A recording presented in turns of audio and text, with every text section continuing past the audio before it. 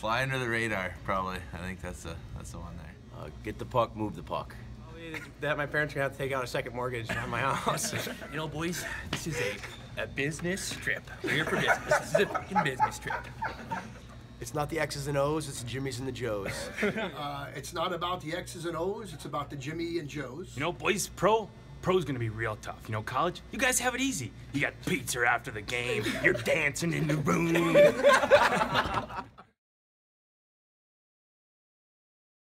Player named Kyle, or 2 years ago, Kyle Johnson was in the lineup, and he got a 10-minute misconduct. He hadn't been in the lineup in a while, he got a 10-minute misconduct.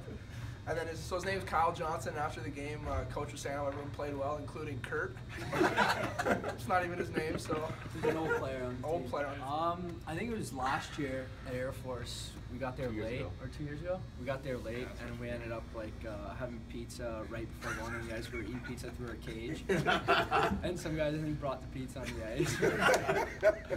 So that's Freshman year, we have the rule where you can't wear, if you're home, you have to wear white helmets. So everyone had their white helmets on, and Dutra came on the ice with his wrong color helmet. Everyone started tapping their sticks, and Dutra didn't know that everyone was tapping their sticks, so he started tapping his stick too, and all the boys were just giving it to him. So it's probably the funniest moment. Last year at Air Force, we didn't play the best game on Friday night. We came into the breakfast room the next morning, and guys had 4 ratings written up on the board for everyone to see. So you're either atrocious, bad, okay, or excellent. And that was just an awful system. Great story. Me and Monty were 2 of the people who got atrocious with Jack, and me and Monty were texting each other like, "Is atrocious mean we played the best night or what?" The coaches were so pissed, and we were trying not to laugh sitting at the tables after, so it was pretty funny. Showdown freshman year, me, Jack, Phil, and dudes did Backstreet Boys song, and had a solo and said the F word during it, and everyone went crazy, and it was pretty funny. That's what it was. But sophomore year, we got to do gliding with the stars, and the figure skaters come out and they give us a routine, and it's like a Saturday all-day event, and we come and mess around at the rink for a couple hours, and we get to go do our thing on the ice, and like it's packed in here like more so than even our games get, so that's probably my favorite moment. Well, Monty's got a lot of shenanigans, he does, but I think freshman year, first 2 weeks here, didn't really know the guy, and there was a couple RAs at the door, and we had to get out of there right away, but we're 2 stories up, and so we're all jumping out of the window, and all of a sudden Monty goes face first, his foot gets stuck in the blinds, and he lands 2 stories to his chest. And I think he got grass stains on his face as well. And people across the hall saw it. People across the way saw it and said it was the funniest thing they've ever seen. So, yeah, that was probably the funniest moment. Okay, so Steve Rohoriak over here really likes coffee. He has 2, 3, 4, 5 cups a day.